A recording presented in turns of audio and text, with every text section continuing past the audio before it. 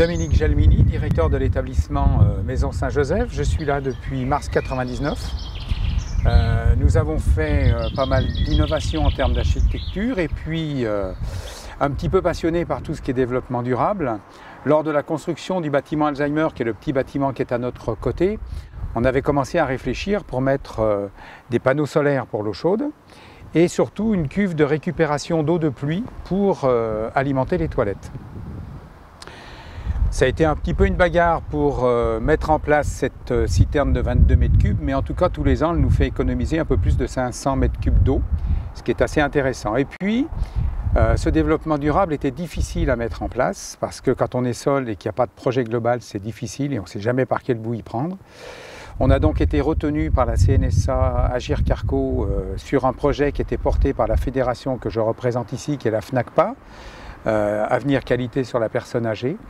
Et ce projet consistait à être établissement, on va dire, pilote pour une opération sur tout ce qui était responsabilité sociétale de l'entreprise. On a travaillé sur les trois volets, l'économique, le social et le développement durable, et principalement sur le développement durable.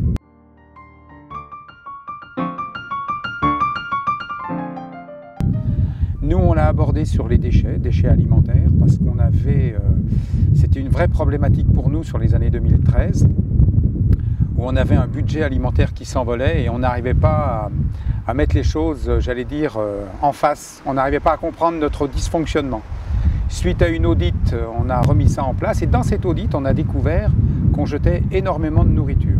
Et ça nous a particulièrement touchés.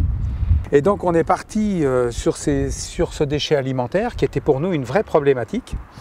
Et lorsqu'on a commencé à regarder comment faire pour éviter de jeter presque 300 grammes par jour par résident, ce qui représentait chez nous un peu plus de 11 tonnes de déchets alimentaires par an, on a décidé de balayer tout ce qui pouvait exister en termes de contraintes, de normes, c'est-à-dire qu'on n'a pas tenu compte des grammages.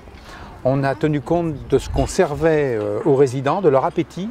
On est donc arrivé avec beaucoup d'efforts dès la fin de la première année, des 6 premiers mois d'exercice sur 2014, de juillet 2014 à décembre, on avait commencé à fortement baisser cette consommation, ces déchets. Et là, aujourd'hui, on tourne en moyenne entre 50 et 60 grammes de déchets par jour. Et nous sommes encore, malgré tout, à 2 tonnes d'œufs. Par rapport aux 11 tonnes, c'est un énorme effort. Et il nous reste maintenant à travailler sur que faisons-nous de ces 2 tonnes. Voilà. Là encore, on est entouré par beaucoup trop de normes, on est entouré par beaucoup trop d'habitudes, de peurs. On aimerait peut-être justement aider des familles défavorisées, mais on ne peut pas le faire parce qu'il faudrait remettre ça avec une chaîne du froid, etc. C'est trop compliqué. Donc on réfléchit peut-être à voir avec des éleveurs de porcs principalement qui seraient susceptibles de pouvoir récupérer cette nourriture. On trouve toujours dommage de la jeter sans qu'elle finisse le cycle. Voilà. Donc sur cette partie de déchets alimentaires, c'était un travail de longue haleine qui fait qu'aujourd'hui, notre budget alimentaire a baissé fortement puisque c'est 40 000 € d'économisés par an. Et ces 40 000 €, en fait, on en a profité pour repartir sur plein d'autres projets de développement durable. Et alors, si on s'arrête seulement aux déchets, parce qu'on en a entamé beaucoup d'autres, sur les déchets, entre autres, on a travaillé sur le nettoyage des sols et des meubles, où là, on s'apercevait qu'on rejetait énormément de produits chimiques dans les eaux usées. Ça nous a là aussi interpellés et on a fait l'effort de partir sur le nettoyage vapeur.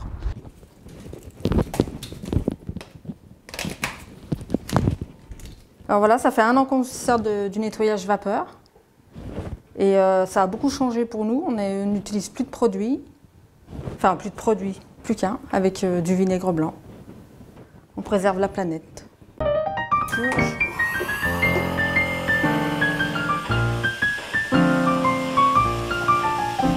Ce nettoyage vapeur, il a fallu investir dans du matériel, mais on avait l'argent et donc c'était possible. En plus, on a trouvé des subventions sur l'agence de l'eau et ça nous permet aujourd'hui encore d'avoir fortement baissé tous ces déchets chimiques qui partaient dans nos canalisations et dans les réseaux. Alors après, qu'est-ce qui se passe maintenant? Maintenant, on a un peu de peine à redémarrer le projet maintenant que tout ça est terminé. Donc on est en train de reprendre ça sur février. Ce qu'il faut se dire, c'est que rien ne se fait tout seul. Donc là, j'ai une équipe qui me remotive pour repartir, parce qu'on se laisse embarquer dans nos procédures et dans notre job du quotidien. J'ai une équipe qui me motive et qui souhaite qu'on redémarre. Donc aujourd'hui, on va entamer un dossier qui est assez intéressant, et je ne sais pas si on trouvera la réponse. On va travailler sur le dossier des protections. Donc pour les protections, on vient de changer de fournisseur qui s'appelle Hartmann aujourd'hui, qui est un des fournisseurs qui lui-même est très enclenché dans le développement durable et arrive aujourd'hui avec une volonté de zéro déchet en fabrication. L'idée, c'est de réfléchir avec lui de ce qu'on pourrait faire des protections après usage. Au lieu de les jeter directement dans nos containers, est-ce qu'on n'aurait pas des groupes qui traitent les déchets qui pourraient être intéressés pour du recyclage? Alors on pense à Veolia, on pense à Suez, mais il y a peut-être d'autres solutions. Et tout ça, c'est quelque chose qui commence à nous intéresser fortement. Ça limiterait nos containers. Les ramassages seraient faits à titre gratuit par ces entreprises et elles-mêmes pourraient recycler ces déchets. Et je pense que là, si on arrive à ça, on aura fait un gros pas sur nos poubelles, puisque entre les protections et les déchets alimentaires, ça représente aujourd'hui quasiment 80% de nos poubelles. Voilà où on en est aujourd'hui sur cette opération développement durable. Alors, l'exemple qu'on a nous, il est simplement la preuve qu'on peut faire des choses, c'est une question de volonté. Je dirais à tout le monde qu'il faut oser.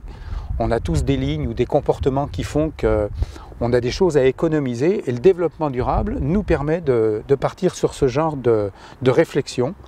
Et pour les équipes, c'est aussi une motivation différente, puisque là, on touche au côté citoyen des gens et plus uniquement à voir si l'aide-soignante fait bien ou pas son travail, c'est pas ça. C'est vraiment, on a un côté citoyen qu'on réveille chez les gens.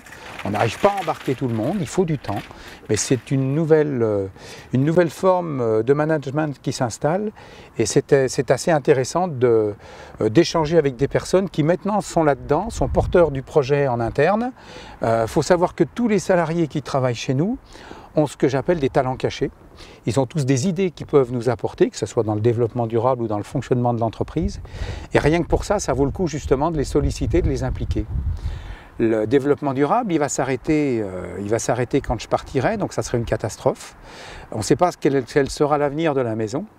Pour qu'il fonctionne, il faut que ce soit les salariés, il faut que ce soit l'ensemble des équipes qui le portent et qui au quotidien œuvrent à ce que cette aventure se poursuive. Je suis à l'accueil de la maison de retraite Saint-Joseph à Jasseron et je suis la référente du comité Adage. Donc Adage a été mis en place avec le biais de la FNACPA il y a déjà 2-3 ans. Et maintenant nous maintenons la démarche développement durable avec les toquets d'éthique. Donc les toquets d'éthique, ce sont des salariés et un directeur qui se réunissent pour parler développement durable, pour mettre des actions en place au sein de la maison de retraite. On se retrouve tous une fois par trimestre, on a une réunion qui est instaurée avec le directeur, on parle de nos projets et puis chacun apporte sa touche personnelle et ses idées justement pour qu'on ait toujours cette dynamique et qu'on avance toujours, qu'on ait toujours des nouveaux projets. Le prochain gros projet qui va être en place, c'est les protections.